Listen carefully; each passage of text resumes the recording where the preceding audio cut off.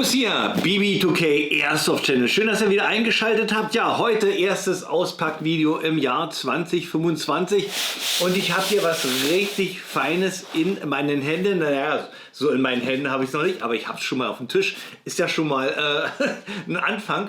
Und zwar habe ich bei Pfützner Waffen mir endlich das VFC FNC Gas Blowback bestellen können. Das Fabrik National Carbine von FN Hörstel.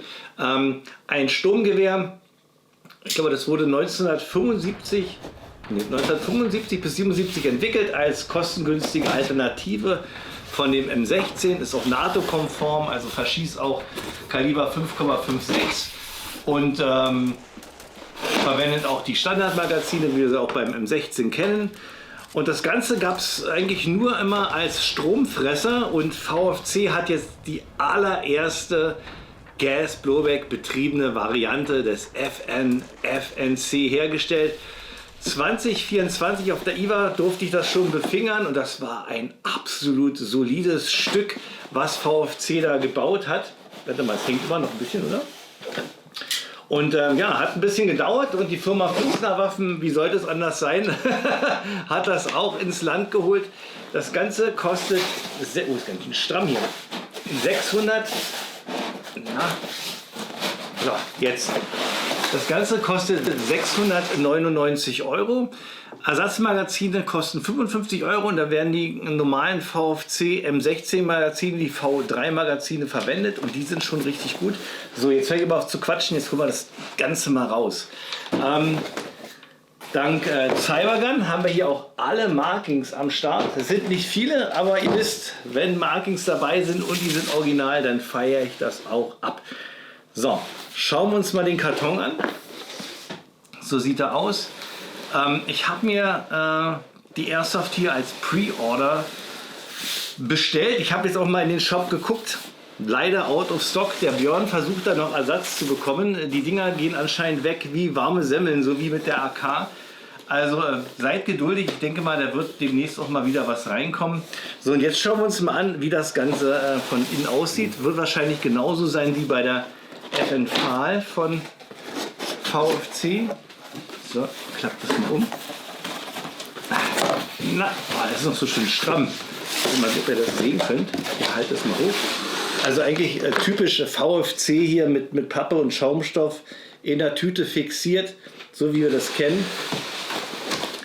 Verpackungstechnisch wird wahrscheinlich kein Hersteller an Tokyo Marui reinkommen. Die werden für immer und ewig auf Platz 1 sein, was das angeht. Also hier dient dieser Karton einfach nur zur sicheren Verstauung und Transport der Airsoft. So, dann holen wir das mal raus. Fangen wir uns nicht erstmal an. Da haben wir erstmal einen Standard V3 Gasmagazin von VFC. So sieht das aus. Fassungsvermögen 30 Schuss, auch schön leicht. Und wir haben jetzt hier auch die Möglichkeit, wie bei den anderen Magazinen, hier auch den Dry Fire zu aktivieren oder auch nicht. Das ist eine schöne Sache. So, dann haben wir als nächstes wieder einen Speedloader dabei. Eine kleine Anleitung und ein Safety-Hinweis. Und jetzt kommt das Sahnestück.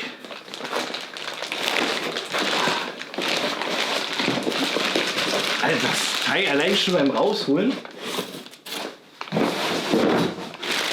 das ist richtig schwer. 3,5 Kilo, glaube ich, wiegt hier die Airsoft.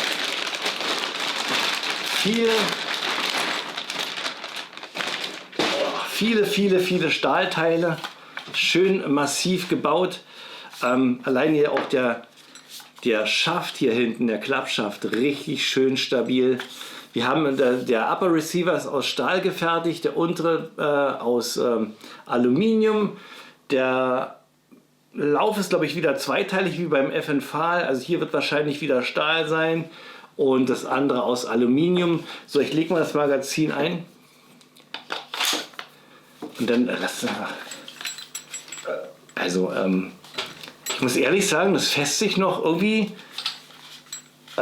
jetzt im Vergleich zur AK, das hatte ich ja erst vor kurzem in der Hand gehabt, fässt sich das jetzt hier nochmal einen Zacken, ja, wuchtiger und massiver an. Und allein hier dieser Handschutz, ich zeige das mal rein, der ist auch richtig massiv und stabil gebaut. Wenn man hier reindrückt, passiert hier nichts. Der sitzt auch richtig fest.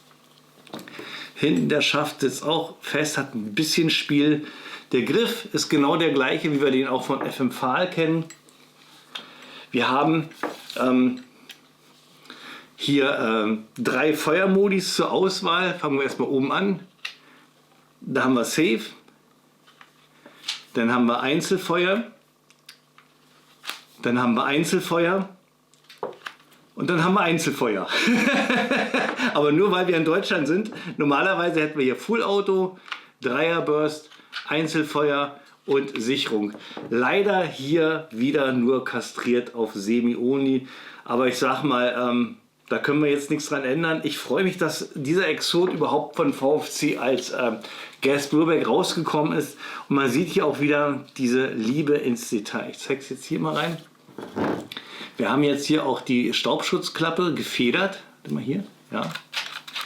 Wenn der Verschluss nach hinten geht, ja, geht die Staubschutzklappe ein Stückchen nach oben und nach außen. Und wenn es wieder zurückfährt, dann schneidet sie wieder zurück. Hört allein mal den Sound.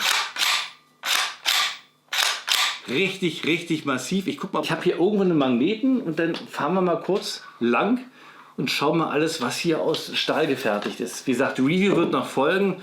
Ich werde jetzt erstmal nur mal vorab testen. Also Bindungsbremse ist aus Stahl, Outerbarre aus Stahl, hier Gewehrriemen aus Stahl, Visierung Aluminium. Die Granatvisierung, die man aufklappen kann, die ist aus Stahl gefertigt. Hier der Handschutz, der obere Teil ist aus Stahl gefertigt. Hier natürlich schön fester Kunststoff. Der Gasdruckregulator ist aus Stahl, den kann man sogar bewegen. Ich drehe mal dran. Ja, kann man von der einen Seite auf die andere Seite stellen. Der obere Receiver ist aus Stahl. Ladehebel ist aus Stahl. Der Verschluss ist aus Aluminium. Staubschutzklappe ist hier aus Stahl. Der untere Receiver ist aus Aluminium. Magazin Aluminium. Abzugsbügel aus Stahl. Abzug ist aus Stahl. Achso, weil wir hier gerade mal sind, ich halte mal rein. Daumen hoch auch an Pfützner Waffen. Wieder an dieser Stelle schön dezent platzierte Pflichtmarkings, PTB-Nummer, Kaliberangabe FM5-Eck und der Importeur. Richtig schön gemacht und genau so muss eine Airsoft nach Deutschland kommen. So, machen wir weiter. Visierung, Stahl. Lochkimme aus Stahl. Dann haben wir hier den Schaft, der ist aus Aluminium gefertigt. Denn der Knopf zum Entriegeln und Riegeln, Verriegeln von dem Schaft ist auch wieder aus Stahl gemacht. Der Magazinlöseknopf, der ist aus Aluminium. Die Schraube zum Fixieren wieder aus Stahl. Dann hier der Feuerwahlhebel, der ist auch aus Stahl gefertigt. Also ihr seht richtig wieder viel Stahl an Bord. Die Internals sollen auch alle aus Stahl sein. Vielleicht nehme ich das Ding auch noch mal auseinander, aber ich würde sagen, jetzt machen wir mal ein bisschen Dry Fire, oder? Ich nehme mal das Magazin raus und dann machen wir mal ein bisschen Gas rein. Also, was soll ich sagen? VFC, was habe ich hier, eine neue Pulle? Na gut.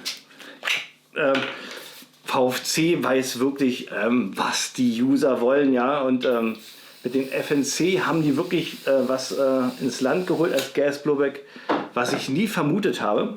Jetzt müssen wir mal gucken, ob ich hier das Gas Blowback, Dry Fire mal einstellen kann. So, das kann ich ja mal zeigen. Habt ihr hier diese rote Wippe? Die muss dann nach unten drücken und dann hier den roten Hebel Richtung Magazinlippe drücken. So. Und dann ist das hier unten arretiert und jetzt können wir Dry Fire machen.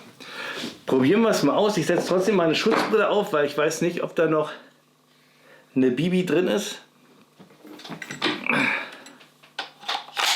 Also Magazin rastet auch schön ein, hat ein bisschen Spielen. So, jetzt bin ich gespannt.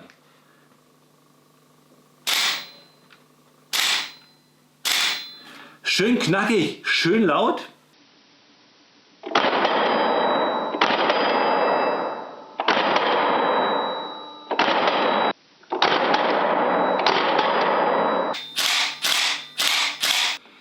Also es macht ordentlich Spaß, kannst kaum erwarten, da mal auf die Entfernung zu gehen, um zu gucken, wie man damit präzise trifft. Ja, Hop-Up-Justierung haben wir genau wie beim FN Pfahl. Da haben wir hier auf der Seite so ein Loch. Da kommt eine Sechskantschüssel rein. Dann könnt ihr auch ganz fein das Hop-Up justieren. So, ich würde sagen, als letztes schauen wir noch mal kurz in die Internals rein. Das Gewehr lässt sich genauso öffnen wie im M16. Oder nee, ich zeige euch mal, wie man den Klappschaft einklappt. Das ist nämlich auch was Spezielles. Da habt ihr hier unten so einen kleinen Schieber. Den müsst ihr nach unten drücken und dann könnt ihr, ich weiß nicht, wie ich das zeigen kann, also hier noch zu mir drücken und dann nach den Schaft nach unten drücken und dann könnt ihr das einklappen. So, dann habt ihr das verkürzt, hat hier ein bisschen Spiel, ja, aber ansonsten, ja, klappert es ein bisschen mehr als bei der AK und jetzt habt ihr, ja, das sieht so ein bisschen Terminator-mäßig aus, ja, wie so ein AR-18. Ja. Richtig cool. Ja, und zum Aufklappen könnt ihr leider nicht einfach so aufschwenken, das geht nicht. Da müsst ihr wieder den Hebel hier reindrücken und dann könnt ihr, ich zeig mal hier, den Hebel wieder Richtung Gewehr drücken und dann könnt ihr das Gewehr bzw. den Schaft wieder aufklappen und dann sieht das wieder so aus. So, und jetzt aber versuchen wir mal, dass wir hier an die Internals rankommen. Dazu müsst ihr hier den Pin reindrücken. Der ist ziemlich stramm. Ich hole mal kurz einen. Ah ja, ich habe einen Pintreiber noch da. Unvorbereitet, also sagen wir mal teilweise vorbereitet, teilweise unvorbereitet. Aber so sind meine Auspackvideos. Was mache ich denn hier mal so? Pintreiber. Jetzt geht es erstmal so. Ja.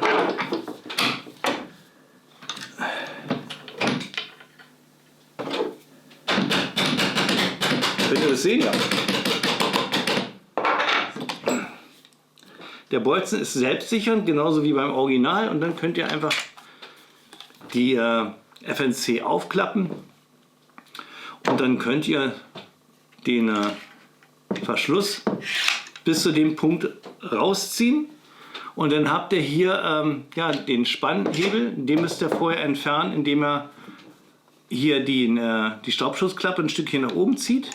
Und dann könnt ihr hier den Hebel abziehen. Schön massiver Stahl.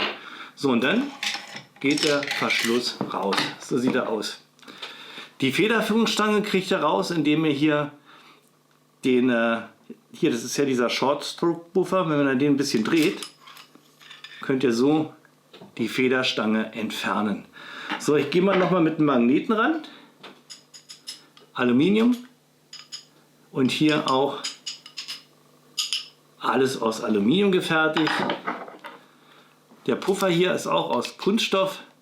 Die Abschlusskappe ist aus Stahl. Hier der mittlere Teil ist aus Stahl. Die Stange selber ist auch aus Stahl. Also auch alles sehr, sehr solide gebaut. So, und dann drücke ich mal hier hinten das auch noch raus.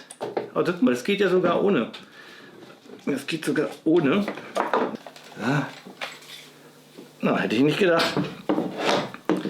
Dann können wir hier auch noch mal einen Blick hier reinwerfen. Wie gesagt, beim Review nehme ich auch mal die Abzugsgruppe auseinander. Ist eigentlich genauso gemacht wie auch bei der FN Pfahl. Geht richtig leicht, ohne Werkzeuge, vielleicht auch nur ein Hammer, um die Bolzen rauszutreiben. So, dann gucken wir mal kurz auch noch mal mit den Magneten. Hammer aus Stahl, Feder, Disconnector, Feuerwahlhebel in aus Stahl, der Firing Pin auch aus Stahl. Also hier gibt es echt wieder auch nichts zu meckern. Hier hat VFC aus den Vollen geschöpft und nur Stahl verwendet. So muss es sein. So, dann gucken wir mal, ob wir hier den Handschutz noch abnehmen können. Ich glaube, da müssen wir hier... Der ist hier in diesen Spangen drin. So. So. So sieht es aus. Ja, wie so eine kleine Metallspange. Die ist richtig fest drin. Und dann könnt ihr den Handschutz abnehmen. So sieht er von innen aus. Hat auch noch mal so ein Hitzeschutzblech. auch nochmal aus Stahl.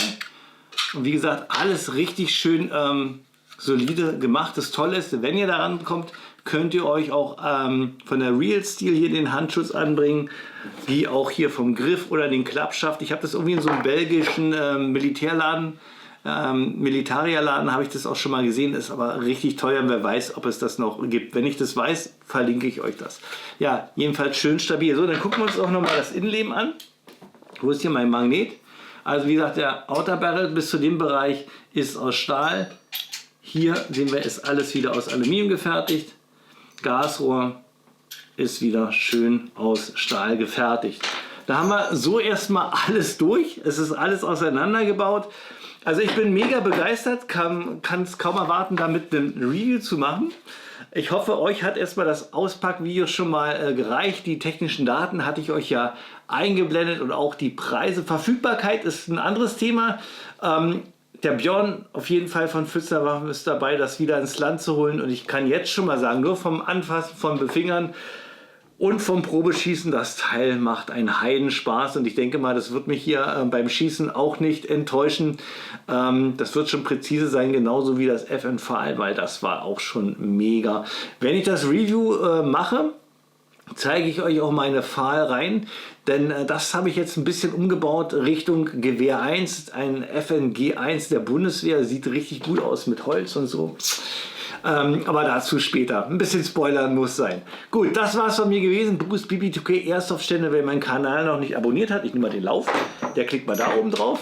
Unten gibt es ein weiteres Video von mir. Macht's gut, bleibt mir vor allem gesund. Wir sehen uns beim nächsten Video wieder.